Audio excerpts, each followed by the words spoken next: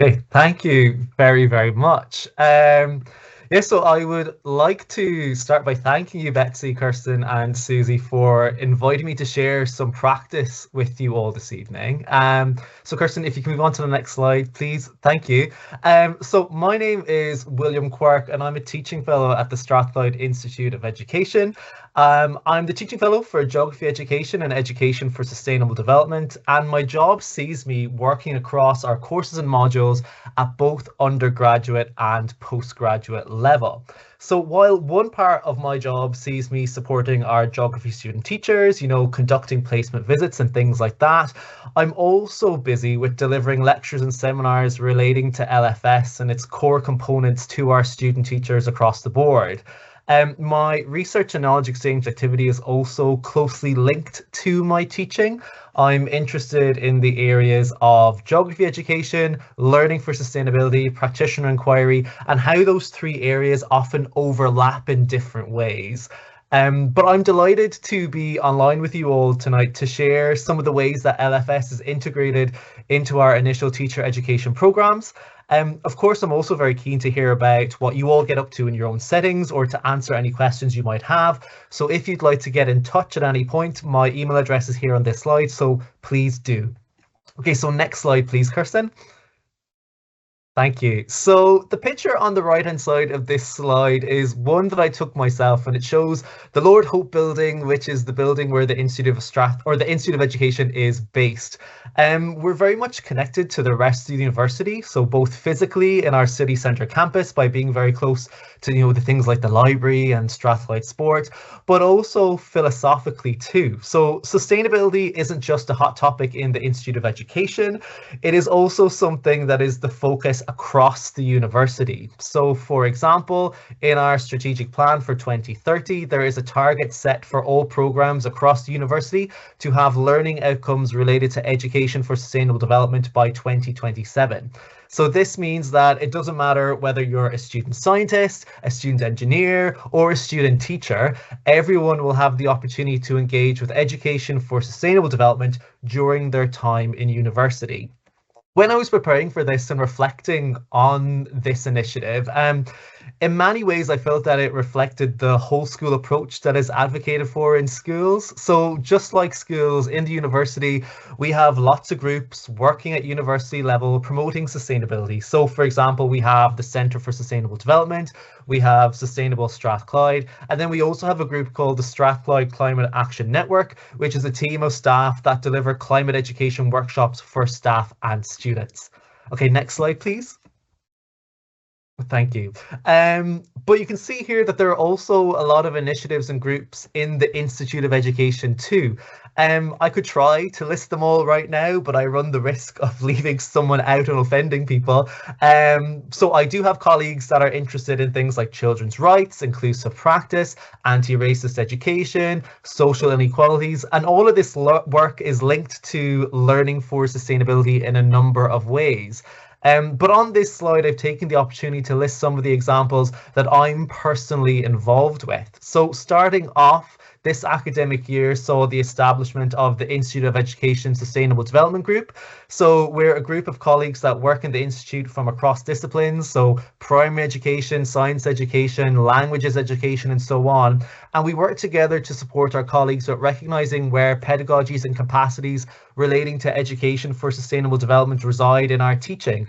And it's also this group that will be responsible for supporting any implementation of any future learning for sustainability and initial teacher education initiatives. The second group that I've listed here is the Children and Young People Sustainability Network. This network is specifically interested in supporting research, teaching and knowledge exchange activities that promote children and young people's participation in realising the Sustainable Development Goals. The most recent event organised by the network was a Storyline Scotland workshop that was very well attended by staff and students across the university. For those that might be in the know, the Storyline approach is a pedagogy that originated in Scotland, and it engages learners with social issues on a local level. And following this workshop, this technique has made its way into some of our modules too. The third one here is multidisciplinary perspectives of sustainable development. And this is a module that all undergraduate students in university take, no matter what course they are studying. As part of this module, I provide input on how the field of education can support targets relating to SDG 13, so climate action. But I use a particular focus on children's voice and empowering young people to make change in their own local areas.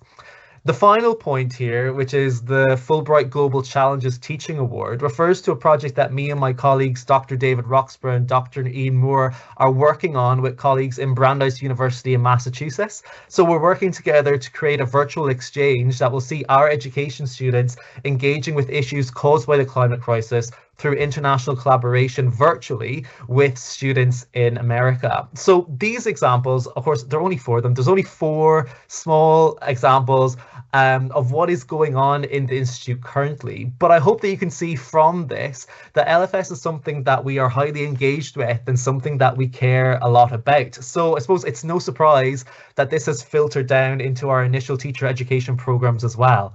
Okay, so next slide, please, Kirsten. So now I'm going to share some examples of where LFS is integrated into our ITE programs, and particularly focusing on the PGDE, both the primary and the secondary course. As many of you will know, the PGDE is a 1-year course, so there's a lot to cover in a very short space of time, with 18 weeks on campus and then also 18 weeks of placement as well. So this fact, coupled with the large number of students that we have at the Institute from a variety of disciplines, subjects, backgrounds, and experiences, there is a challenge to navigate a place for LFS in this program that grants it enough time and space for it to be both meaningful and purposeful. But the next couple of slides, what I'm going to do is show you some examples of how we have achieved this in the PGDE primary and secondary course. Okay, so next slide, please. Thank you. So we managed to do this, I suppose, in both overt and covert ways. So ways that are obvious and ways that are a little bit more subtle. So there are times when students receive direct content that is explicitly LFS based and acknowledges LFS as a vital feature of our national curriculum, which is very important.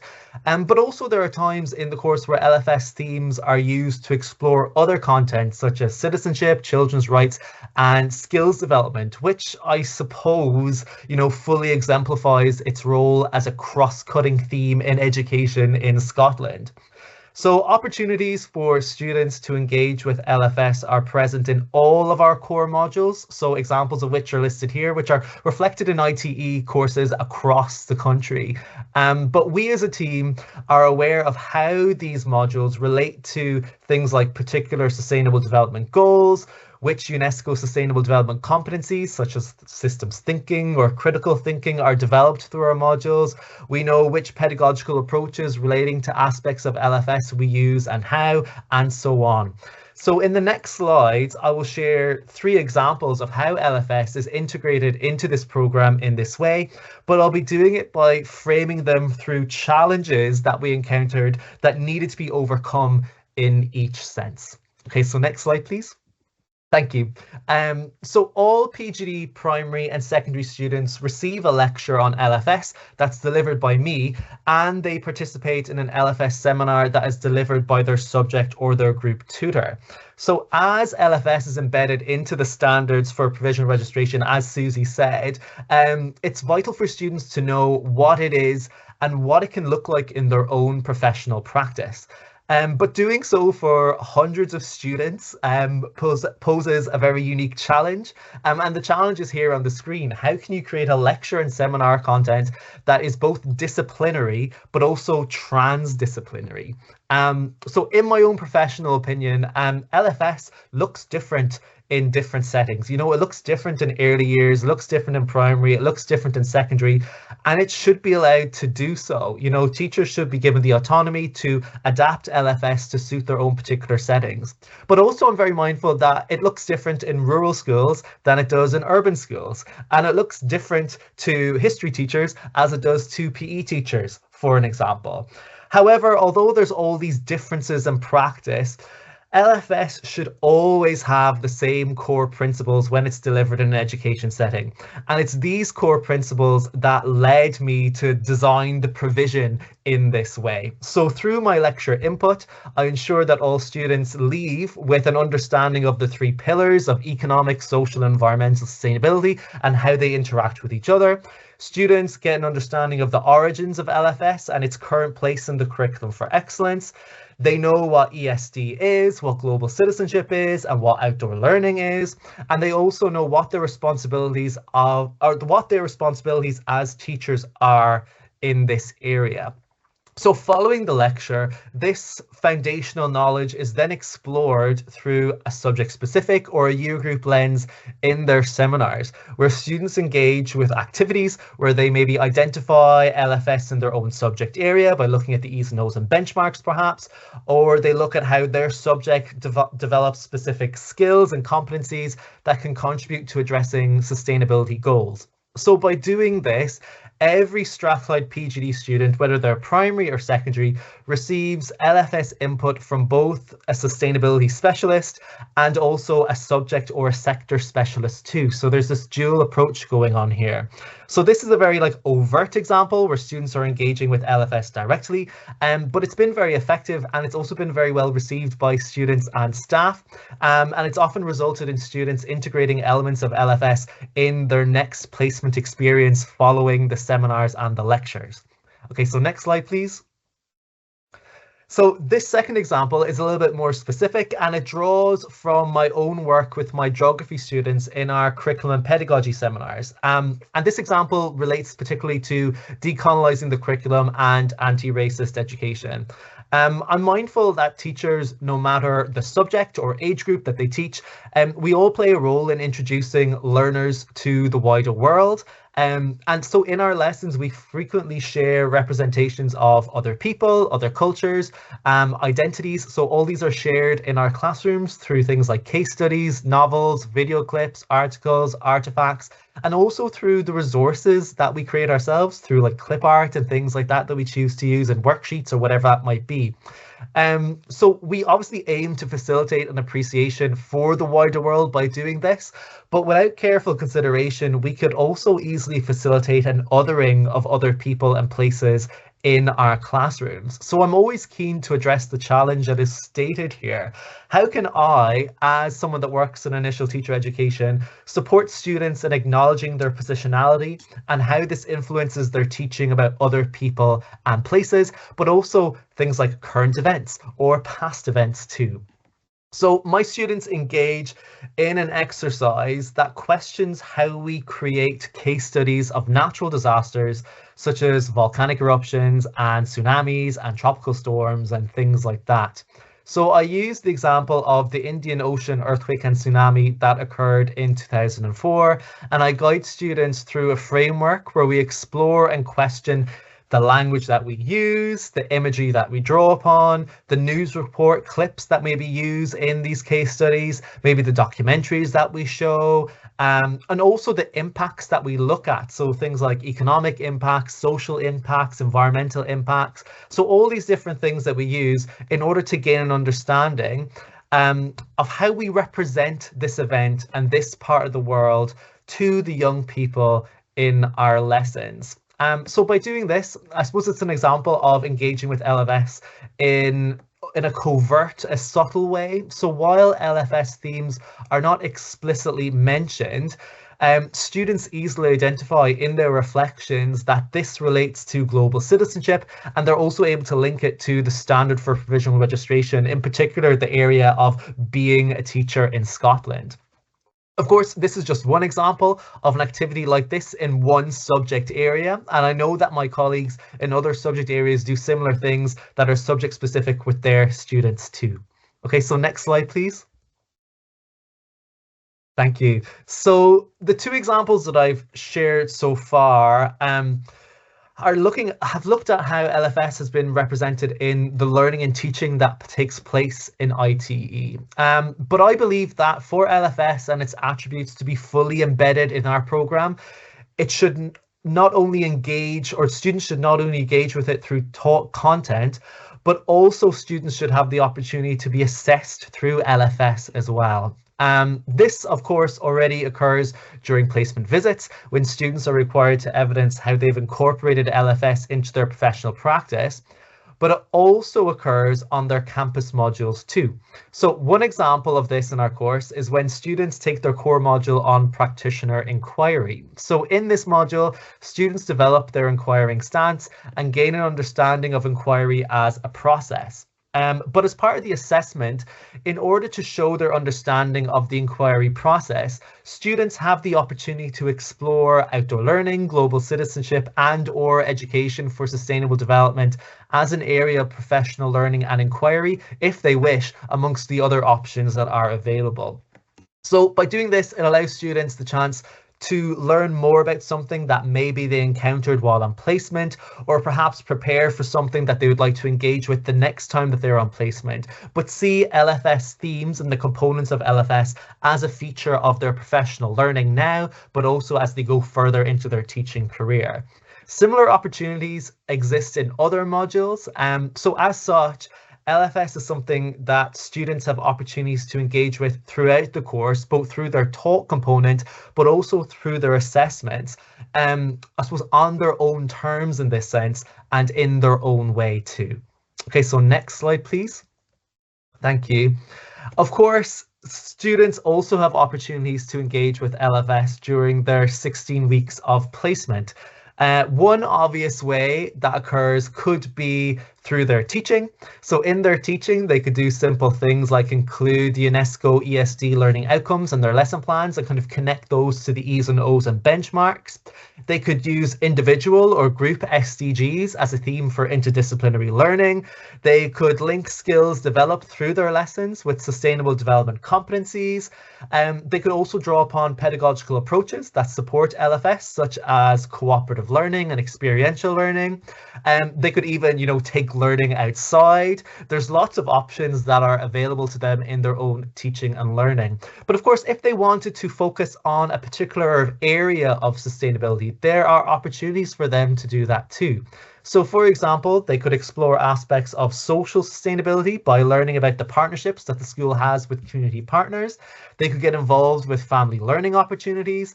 They could attend parents' nights and open evenings. They could support student voice in their classroom or in their school. And they could also embed children's rights into their practice too. By doing things like engaging with the developing the Young Workforce Initiative, Skills Development Scotland, and Skills for Learning, Life and Work. This all links in well with economic sustainability.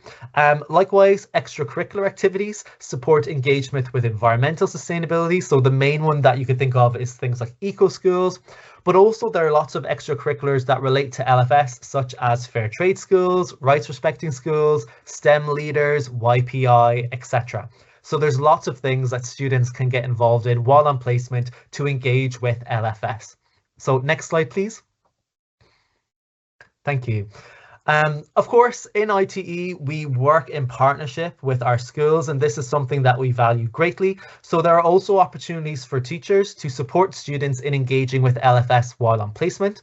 So for example, you could provide opportunities that meet students where they are and take their current development needs into account. So if a student is enthusiastic, willing and ready, then by all means encourage them to add LfS dimensions into their teaching.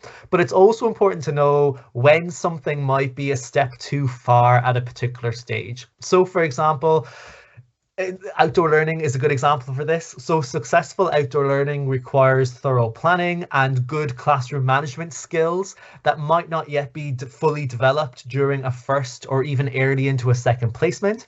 A negative experience might result in a student being unlikely to take learning outside again. So if things don't go well for them, they might not engage with it going forward, which is not something that we want.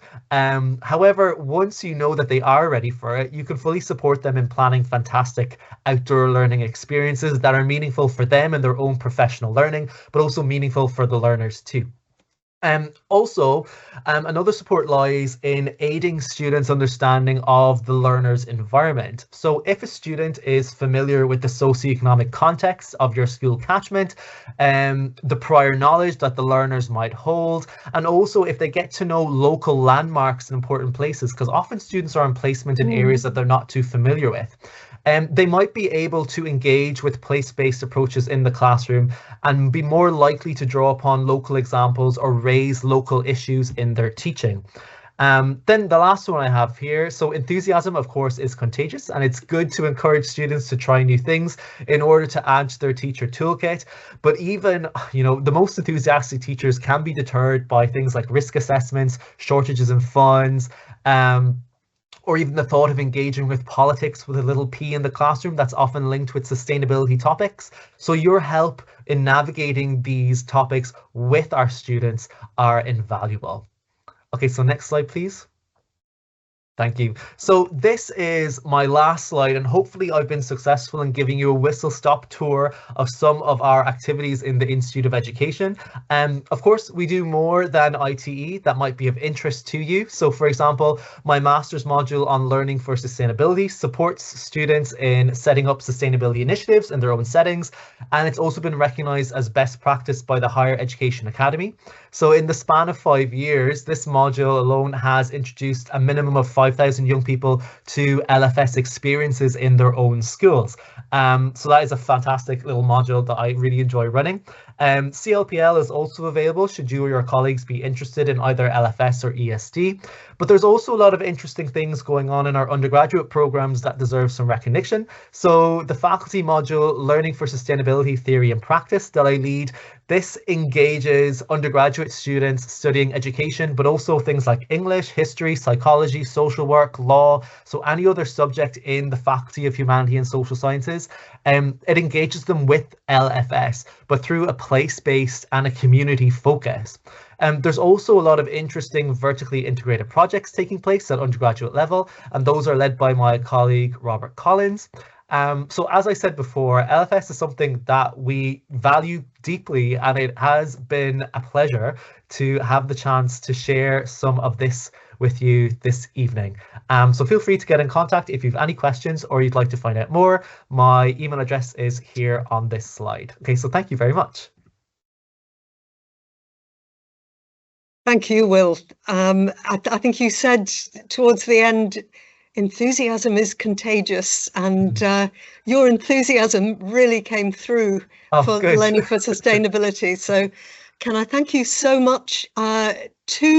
I think it's quite clear at Strathclyde that you are working as a university towards a whole setting approach, which really is what Target 2030 is about at every single level.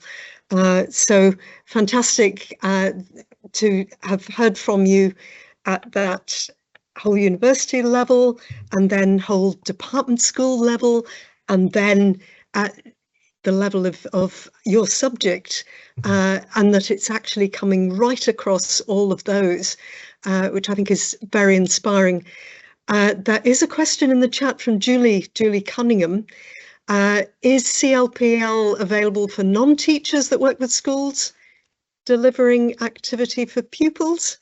Yes, of course. So Julie, if you'd like to get in touch with me via email and kind of share what your needs are, then I'll be able to kind of work something out there. But yet there is CLPL available in these areas.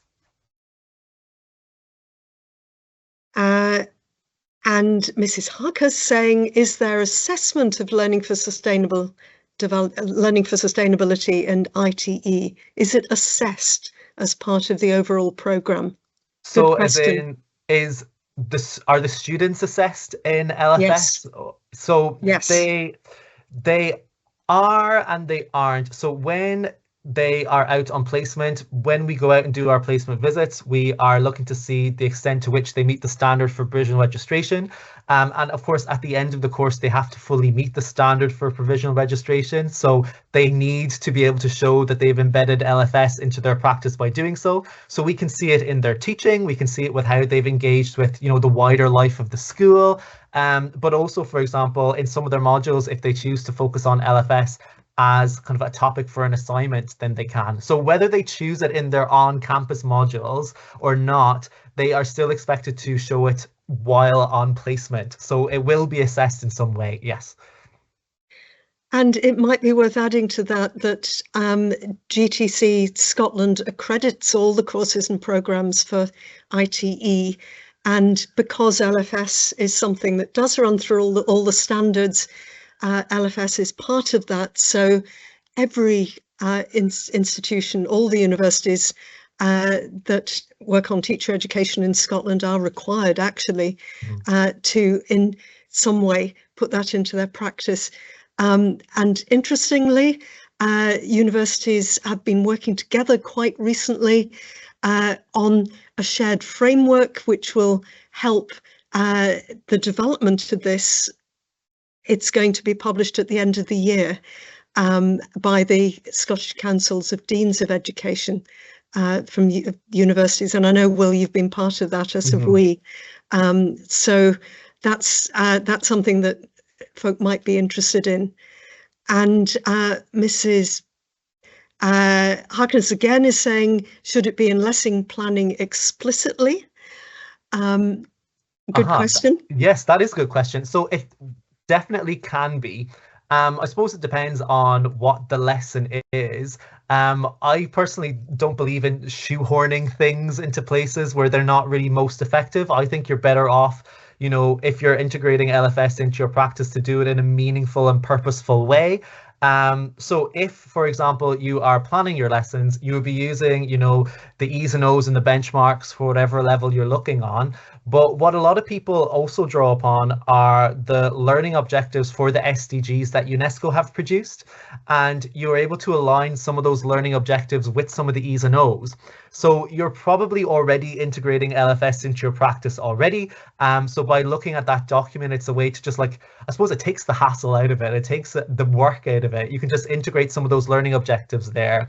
Or if, for example, if you're in a primary setting and if you're learning something about, I don't know, the rainforest, that naturally links into the SDG about life on land.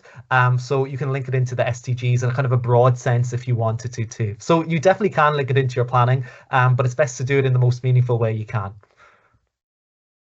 Great. And another question for you, is a similar approach taken with probationers? So that's something more for local authorities, but do you want to say anything about that? Yeah, so when it comes to students going out onto the probation year, all their professional learning and things like that is handled by the local authorities. So yeah, you're right there, Betsy. But I know if students want to carry on some of the practice that they have kind of developed while on their PGDE course with us or any of their other IT courses, then by all means they can do so. So if they want to use some of the frameworks that we've used or things like that, then that can still exist onto probation. Yeah. Yeah. And I think this idea of it actually being a journey right the way through an educator's career is really important in this respect. Thank you so much, Will, for sharing that. It's really fascinating. And I think we've probably gone questioning you for a while, but actually I think it's good to now get into group conversations